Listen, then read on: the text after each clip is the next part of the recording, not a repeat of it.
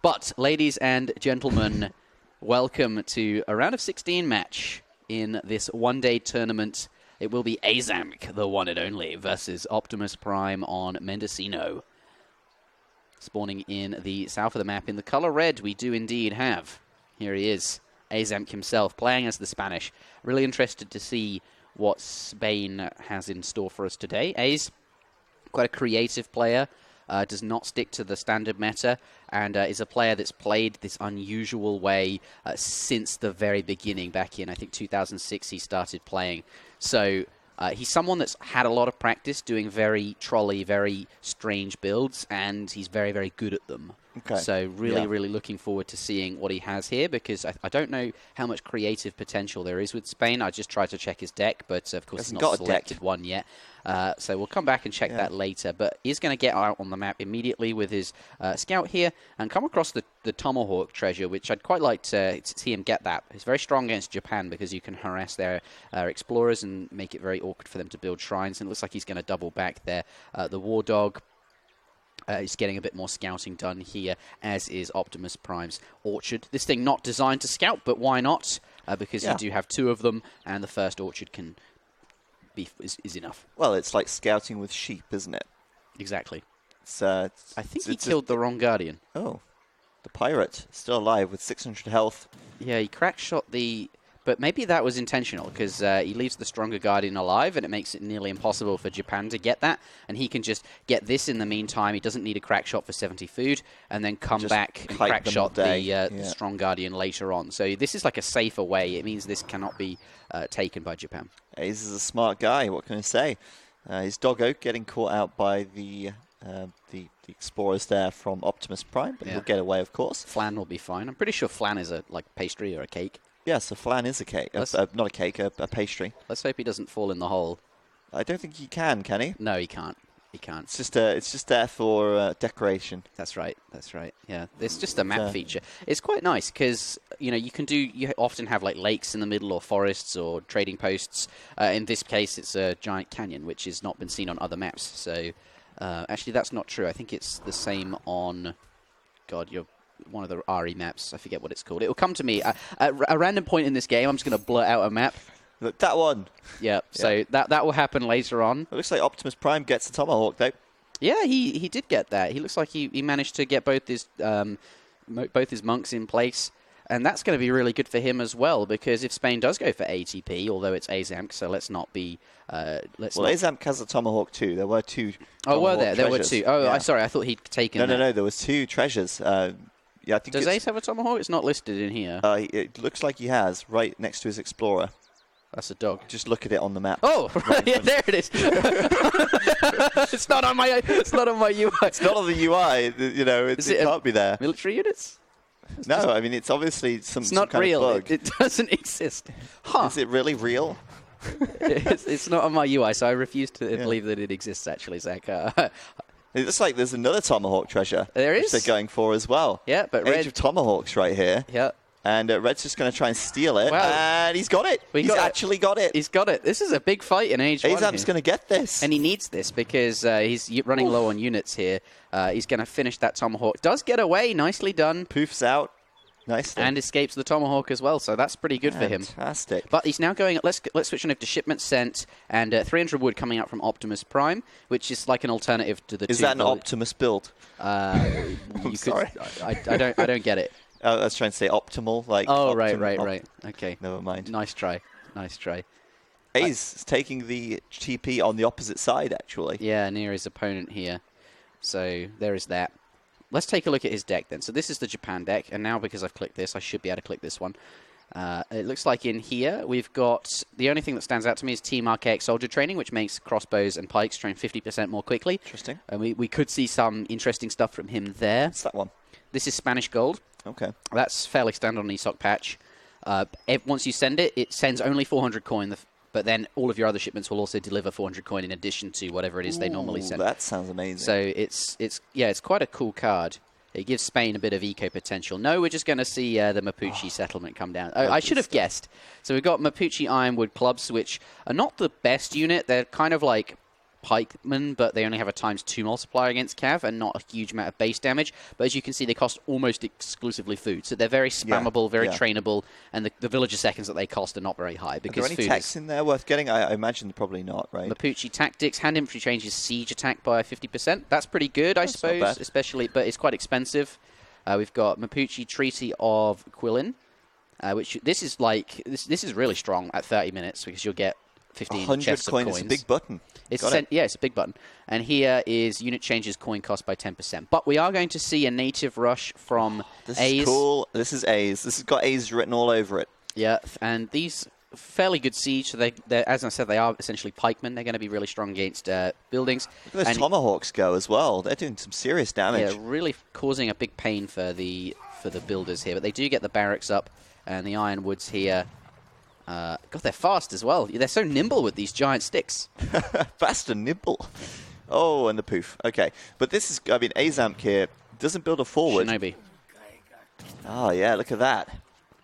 Lovely stuff. So wow, look at them go. They're awesome. They've got, it doesn't... When they're tasked to attack, they're like running forward, swaying their club around, their massive stick. It's a great animation. They're overcompensating for something. You very rarely get to see it, which is a shame. But it looks like behind this, Aiz is not super committed to this rush. He's sending 700 wood, which is quite an eco-focused shipment most of the time. And with it, he's gotten...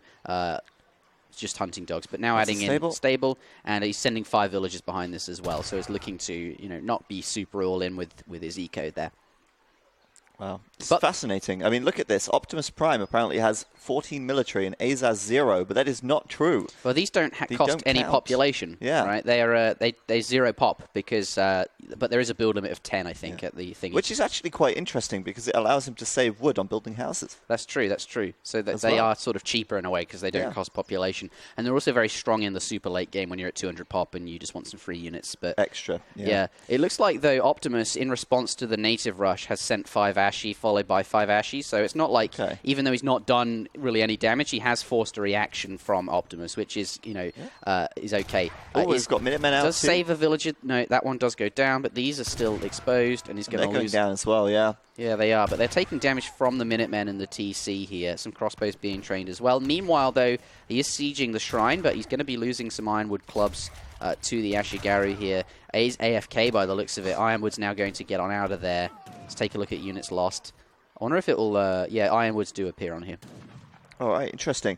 It looks like you will be able to push those away with the Minutemen and the crossbows, of course, behind them. So Aiz does lose a couple of vills. I mean, he's lost 5 vills, actually, which is quite significant. That's a lot. Considering he's only killed a single shrine.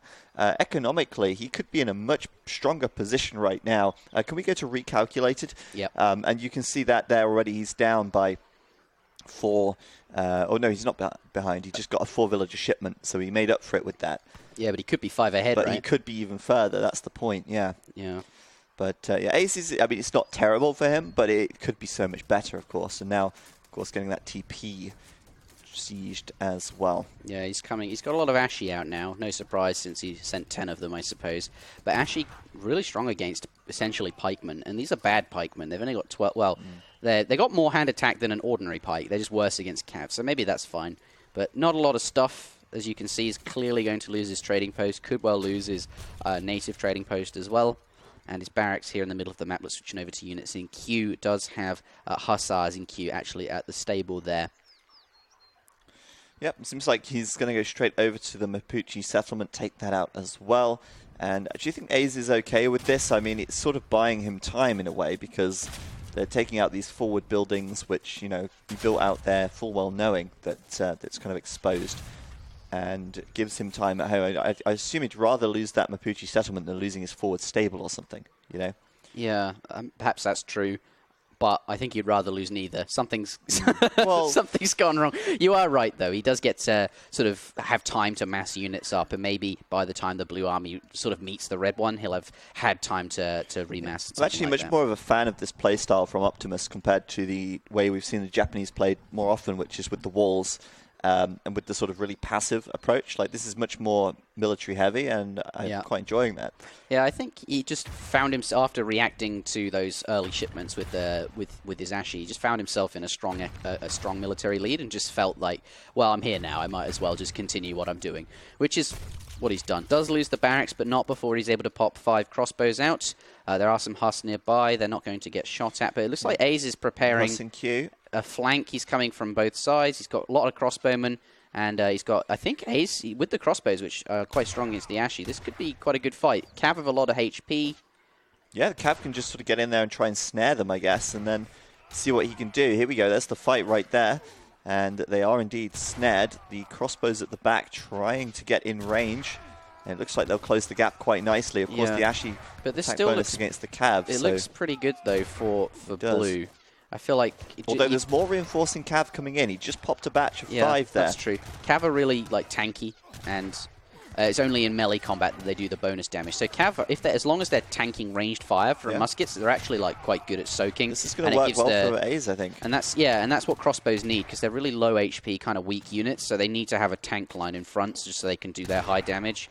Oh, but it's still actually not enough. Optimus here, pushing him off the coin for a moment there, and still has a solid mass of Ashe, because they are faster than regular muskets too, so that's true. They're easier to micro around. And what do we got there? We got some Yamabushi. We just call them clubs. They're like Japanese pikemen that you can train at the consulate. But yeah, he's having a hard time here. At least he's fighting under the TC. I think Aze, we can expect shipments. He's got 8 pikes in deck, which he hasn't sent just yet. But he's taking a lot of damage and it's kind of hard to get away, as we said. They're much faster units. And notice how behind this, Optimus Prime, look at his shipments, 8 villagers. Yeah, so he's sort of booming his eco in the back at the same time. And Aze trying to deal with this military, with all of his sort of resources sort of being sunk into that right now, and his eco is suffering as a result. Yeah, but it looks like blue is going to get back against Aze. People often are just afraid to hang out under his TC. But he's going to use that. He's not going to stand under the TC and just take damage. Yeah. What he's going to do is kill the key buildings, such as the stable. Yeah. I mean, Aze is playing so unusually forward, you know, like with the 2 forward TPs, the forward barracks, the forward stable. Normally you see players sort of building a lot closer to home, I guess, unless they're committing to a full forward of aggression. But if you look at his shipments, I mean, he's not even sent a military shipment this game. There's the first one.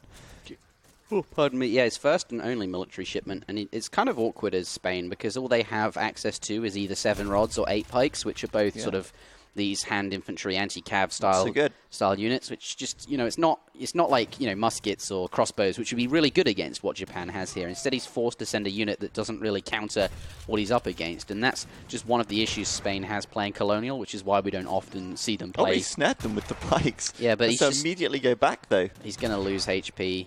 He doesn't, that was, I think he was just in the wrong place at the wrong time. A couple of musks coming out.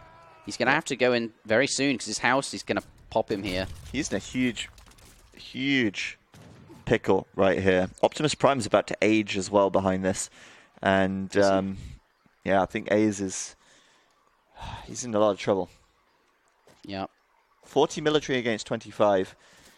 And Optimus Prime very close to clicking up to the Fortress Age as well. Yeah, it looks like that is what he's doing now, actually, which might mean that Optimus might sort of go back now, because there's no reinforcements coming, which could be what Aze needs, just a bit of time. There's 5 Naginata out as well, coming over now on the left.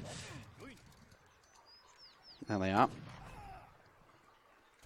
And I don't think Optimus is too scared. I mean, he's going around killing these houses, and there's almost no reaction from Aze. Aze knows he can't take that fight. Yeah, you can't just jam the units in there, because he'd lose them all, right? So he just needs to hang on as long as possible. But what that means is you just end up bleeding out all your buildings, which is also not a good thing either. It looks like he's coming forward, now going back, perhaps. But perhaps that's something he can do with his army, just be forward and maybe, be aggressive on the shrines over here, and that might force blue to sort of retreat, perhaps. He is going back by the looks of it now, but blue as you said, is coming out way ahead on this. Yeah. Oh, wow, there you go, GG. Calling the GG nice and early. Yeah. Perhaps he was expecting Japan to just blindly play that eco style that we're so used to, and Heavenly Kami, etc., etc., and the club rush would have been quite strong. Him for it. But Looks like Optimus, he saw that a TP was made because it gives you free information on the UI up here in the score, and would have known that that was the case, would have expected the club rush, and as a result just started 5 Ashy, which seems really, really strong. And Aze is going to be eliminated, perhaps memeing it a little bit too hard maybe with the net rush. I don't think it was too crazy, but I think there's much better civs to do that with. If you wanted to play that way, you know, Aztecs seem to be a much more reliable civ to go aggressive with like that. Sending military shipments to your forward war huts, for example, keeping the pressure on like that. But yeah, very, very well read by Optimus Prime. Very good reaction from him, as you say, with the 10 Ashy. And very clear victory for him once he dealt with that early pressure from A's and cleaned out those forward TPs. Yep. So good game by him. And of course, he'll now go through to the round of 8, which is very good, the quarterfinals. A's did actually beat Igorma, of course, to get this far, but now drops down and falls out of the tournament.